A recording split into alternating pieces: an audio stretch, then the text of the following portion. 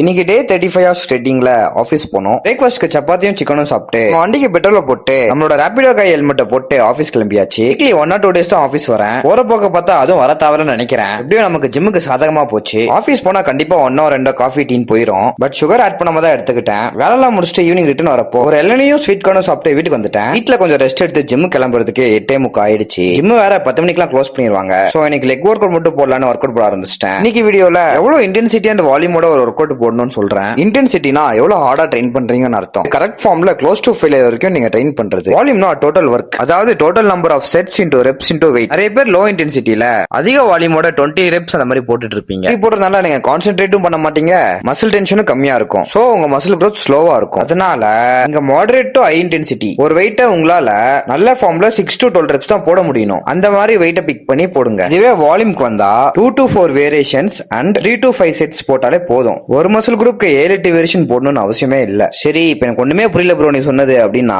DM பண்ணுங்க. சரி, இன்னைக்கு ஒர்க் அவுட் முடிக்க 10 மணி ஆயிடுச்சு. ஒர்க் அவுட்லாம் முடிச்சுட்டு வீட்டுக்கு போயிட்டு இன்னைக்கு கார்டியோ பண்றதுக்கு டைம் இல்லாததுனால சாப்பிட்டு தூங்கிட்டேன் கைஸ்.